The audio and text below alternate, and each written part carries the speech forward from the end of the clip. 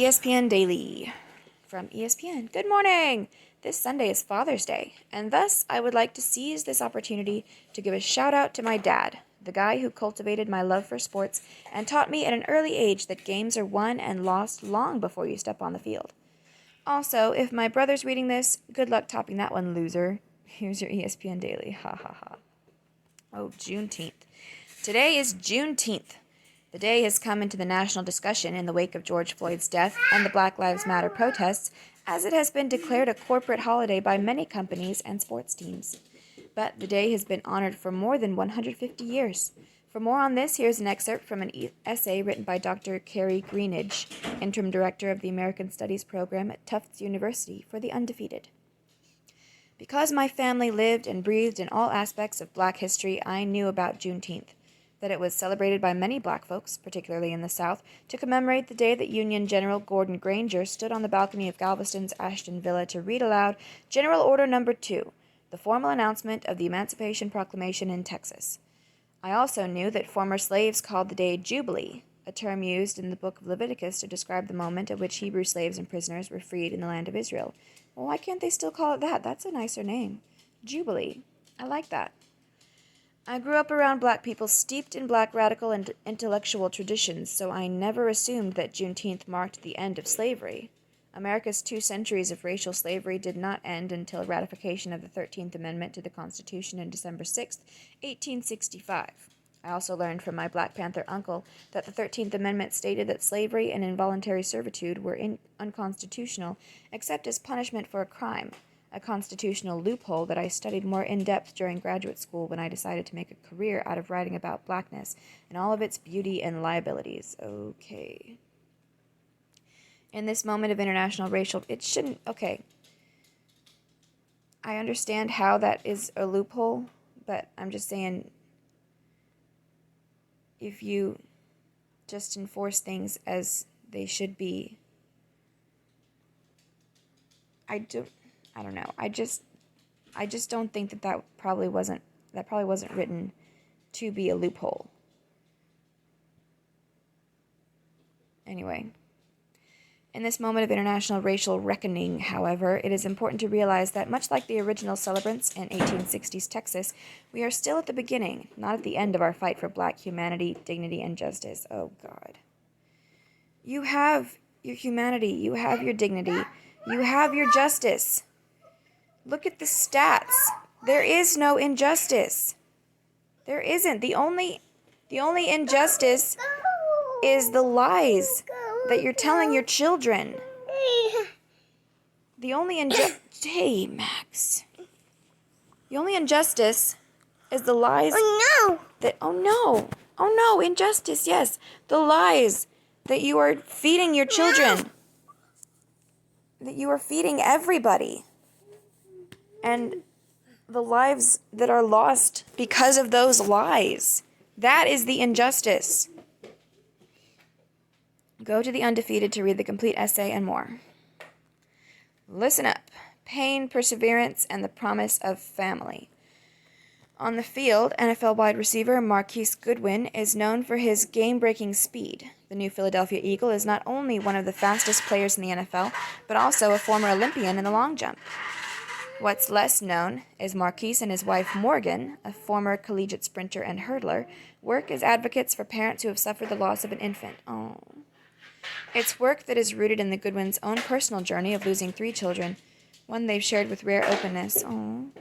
On today's episode of the ESPN Daily Podcast, Dave Fleming joins the show to reflect on the Goodwins' story, which is also featured on this Sunday's episode of E60, and explain how it ultimately became a story of hope. Now this is a good thing. I see this as a very good thing. Not really sports related, but a good thing. A good thing to promote family and having babies and fathers being part of the family. That's awesome. That's something that's needed. Things to care about, like father, like son. The thought of choosing the same profession as a parent makes me uneasy. Maybe that's why, rather than pursuing engineering or law, I went into sports. Yeah, that's gotta be why. I always imagine the pressure that accompanies such a life path is insurmountable. Then again, considering there have been 255 father-son combos in MLB history, maybe it's not so bad. But one thing is certain, it opens up both parties to endless comparisons.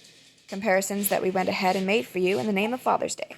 From Clay and Cody Bellinger to Vladimir Guerrero Sr. and Jr., here's how current players stack up to dear old dad. Vladimir Guerrero. That's a cool combination of names. I don't know baseball, so no, I've never heard that name before. It was the best of times, it was the worst of times. You know how one horrendous series finale was enough to make us all forget how incredibly awesome the majority of Game of Thrones was? No, not all of us.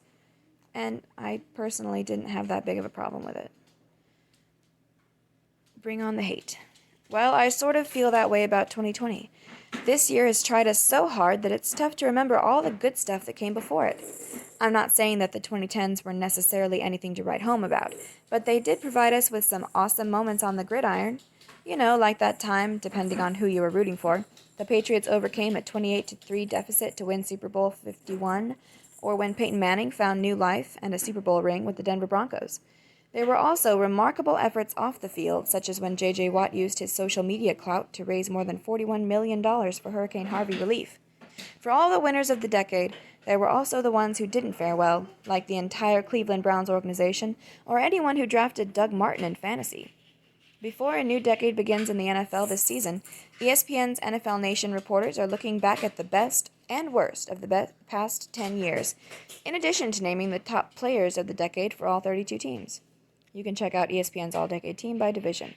I have no interest in that, you fuckers. Meet the worst team in professional hockey. The Battle Creek Rumblebees. What? Rumblebees? Is that a typo? It's Rumblebees? I love that. Rumblebees. Rumblebees. The Battle Creek Rumblebees boast a 1-45-2 record. Oh my goodness, that's 1 win and 48 tries. Good for a .021 win percentage. That brings the Federal Prospects Hockey League, FPHL, the lowest rung of professional hockey in the U.S. Rumblebees. I guess it's not a typo. Rumblebees to dead last in total games. Breaking news.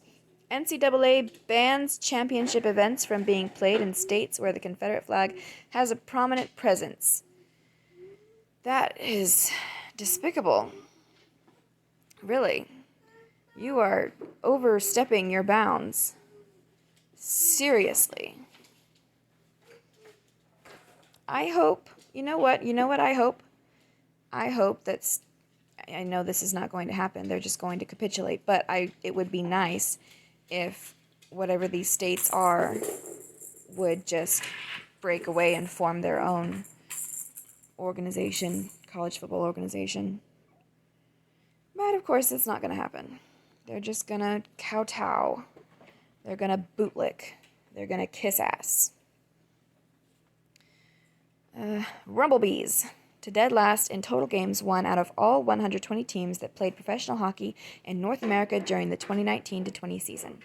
The club, based in Battle Creek, Michigan, didn't just forfeit a bunch of games. Those stats are for real. You could either laugh or cry, said Shea Carey, a 31-year-old forward from Chicago who was with the Rumblebees from start to finish this season. I've done both.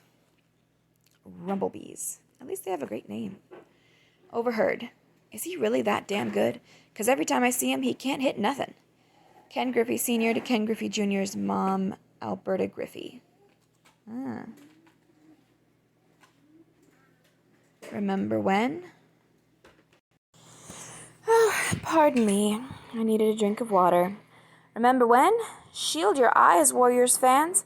On this date in 2016, LeBron James, who put up a triple-double in Game 7, and the Cavaliers overcame a 3-1 deficit to 3-1 deficit to stun 73-win Golden State and win their first NBA title. You didn't have to be from Cleveland to understand the magnitude of the moment. Did I purchase a shirtless J.R. Smith t-shirt in the days that followed? Maybe. Shirtless? A shirtless t-shirt? Did you mean sleeveless? A sleeveless J.R. Smith t-shirt? Things to watch. The 2020 ESPYs are upon us. From Coach Jim Valvano's iconic acceptance speech from for the Arthur Ashe Courage and Humanitarian Award, to the Banana Boat crew standing up for racial justice, to Peyton Manning's epic turn as host, never forget when he roasted an unamused Kevin Durant. The ESPYs have brought us countless moments of joy, laughter, and inspiration over the years. In light of the extraordinary acts of heroism and humanitarian aid happening around the world, the 2020 ESPYs, hosted by Sue Bird, Megan Rapinoe, and Russell Wilson, oh, that's gonna go well, will shift its customary focus from outstanding athletic achievement in order to further highlight narratives of service, perseverance, and courage from within the world of sports. You can watch it Sunday on ESPN at 9 p.m. Eastern Time or here. So, athletics, which is skill-based. What's the word? Oh, I found it. I found the word I was looking for. Meritocracy. Athletics is a meritocracy because you don't get far if you don't have if you don't have the best ability or you're not working to the best of your ability. So anyway, they want to trade that for virtue signaling. Okie dokie. Until next time, remember, while the glitz and glamour of athlete prom, or the ESPYs red carpet, undoubtedly made for a fun viewing experience, the real purpose of the ESPYs has always been to give back. Since the inaugural ESPYs broadcast in 1993, ESPN and our fans have raised millions of dollars for cancer research. If you can, please give at v.org to help us continue to battle a disease that will affect 1 in 2 men and 1 in 3 women during their lifetimes. This has been your ESPN Daily for Friday, June 19th, 2020. Follow ESPN, blah, blah, blah. Very nice.